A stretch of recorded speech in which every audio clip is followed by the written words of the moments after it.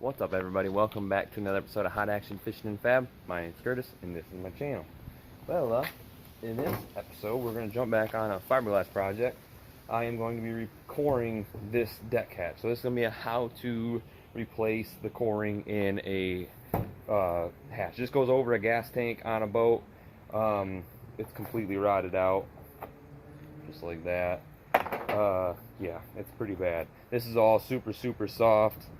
It's a little bit better up in here, but obviously we're just going to replace this whole thing. So what I'm going to do is I'm going to come in with an angle grinder with a diamond cutoff wheel. I feel like I'm cutting my head off in this video, but come in with a diamond cutoff wheel. I'm going to go right down this edge with a diamond cutoff wheel and cut it, and then peel this whole section off. Hopefully it's so delaminated and wet that this whole piece is just going to flip up, but I highly doubt it, because like I said, this side's still pretty nice and solid, and over here you can almost kind of hear the kind of like that thud sound, thud, and it starts to get sharper.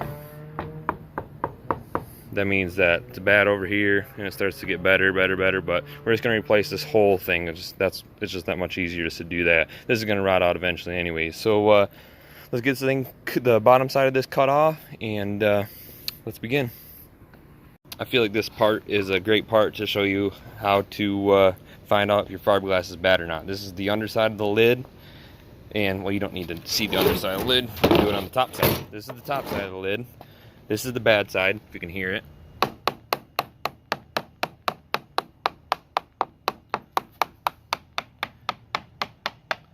Okay, this is the bad. You hear it kind of like thud, kind of like a sharp pinging sound, or it's a like more of a dull thumping sound. And then as you transfer into like the good fiberglass, you can hear it changing, and it's a lot more sharp and pingy. You can hear like that soft right in there.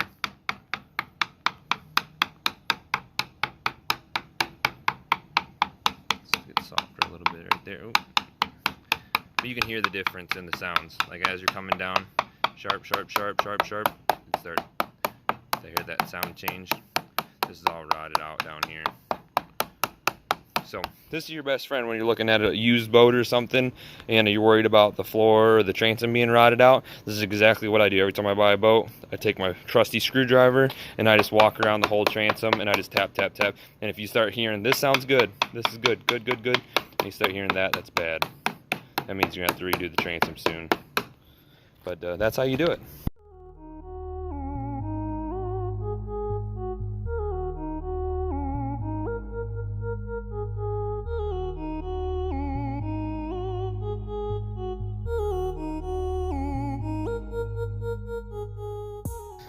Alright, this is the tool that I use to cut the outer skin of this hatch off, this deck lid off.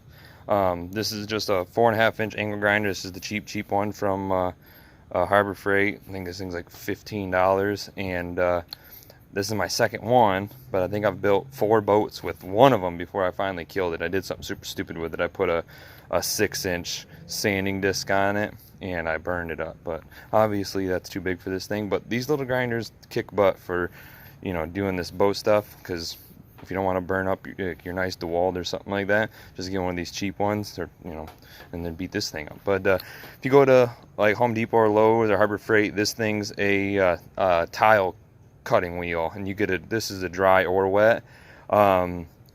This is what I use to cut the fiberglass. I call it a diamond cutoff wheel because it's got diamond on the package. It's like impregnated with diamond around the outside of it, and it cuts the fiberglass perfectly. It doesn't cut wood at all, but it cuts the fiberglass just fine.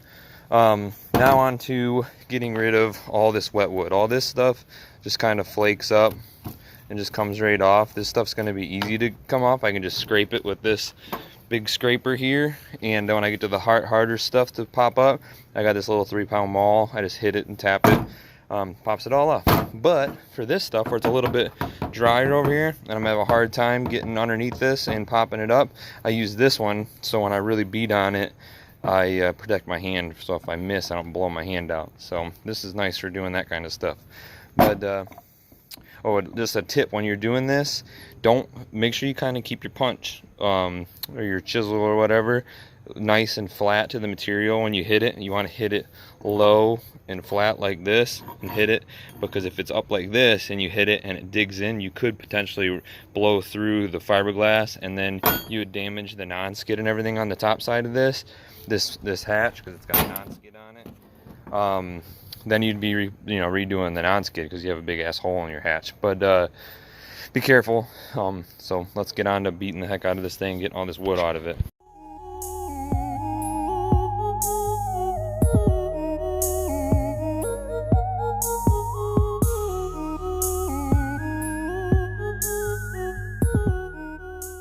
Alright.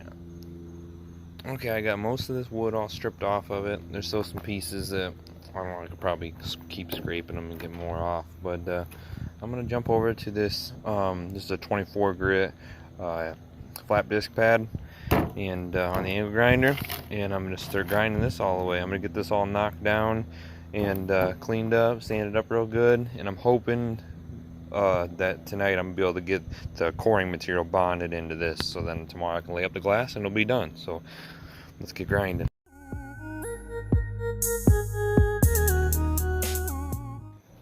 Alright, that's much better. This is where you should be at before you start grinding, because I started grinding a little too early and I went and chipped some more wood off. So let's get grinding again.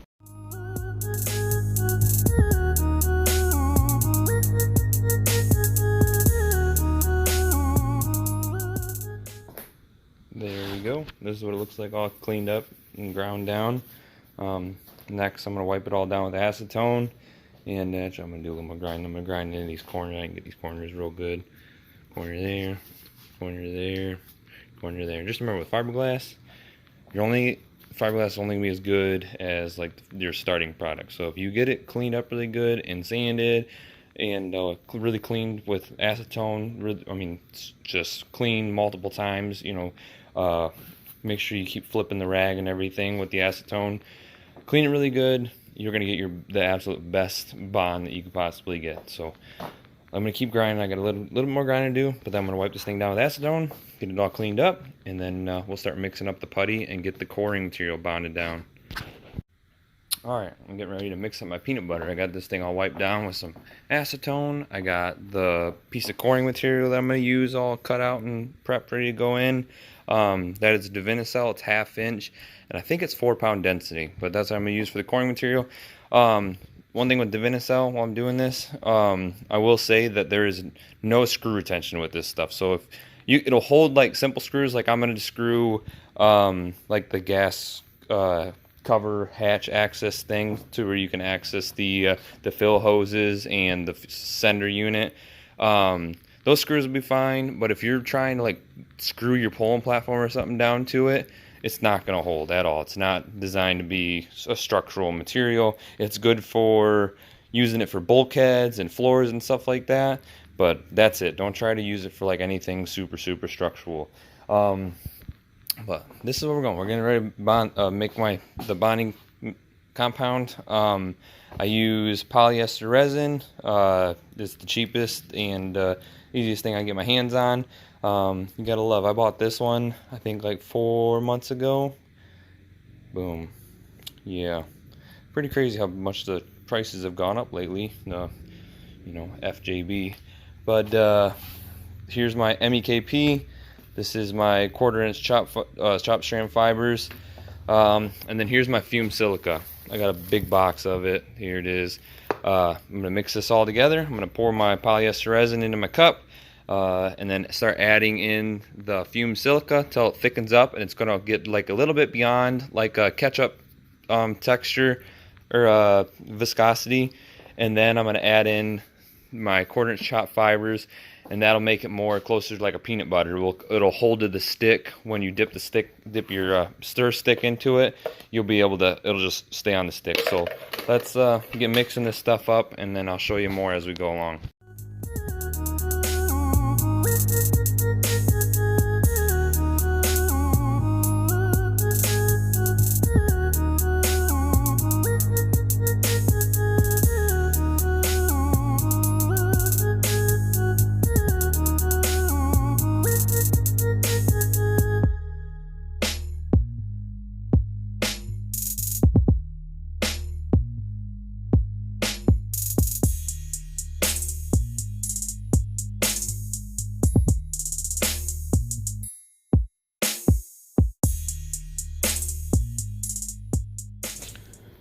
Alright, here we go. This is what we're working with.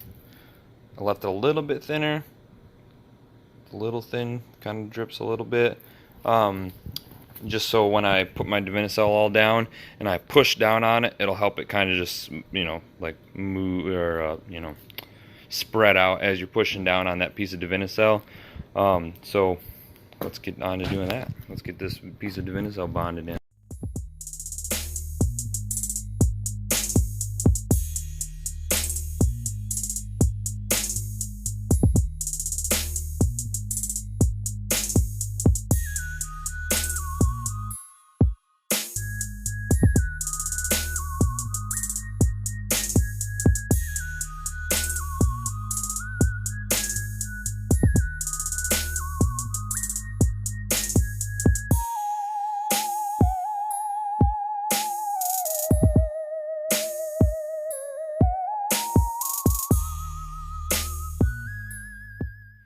Alright, there we go. We got the peanut butter all spread out good, and I put the Divinycell down and weighted it down with some weight with all the resins and stuff that I got and acetone. But this is what we're gonna do. We're gonna let her cure overnight, and then tomorrow shouldn't really take too much cleaning up. I got it pretty well cleaned up around the outside, really good. Should be able just to cut the 1708. Put my one layer of 1708 down and call it a day. Let that cure and put it in the back of the boat. Alright, when you bond your panel down, you want to have radiuses in your corners because fiberglass doesn't like sharp corners. So you want to have all your edges, you don't want them to have 90s, you want them to be rounded off. That'll allow your fiberglass to lay over, especially 1708. 1708 is such a thick fabric, it doesn't like to go around corners. But yeah, so I got everything all rounded off. I got my fillets all made up. Next, we're gonna lay the fiberglass up on the underside of this thing. I'm gonna lay this. This is 3/4 ounce chop strand matting right here. I'm gonna lay this down first, get this laid out, and then I got my 1708 already pre-cut, ready to go. So as soon as I'm gonna wet it out first, get my chop strand on, and then while it's still nice and wet, I'm gonna lay up my 1708. So let's get after it. I'm gonna be using just regular old polyester resin, if you can see it. This doesn't have any wax in it. And then here's the MAKP. Then I'm gonna run with a 3/4 inch, or this is a 3-inch roller. It's 3/8 snap. This is for using polyester resin, marine trading post.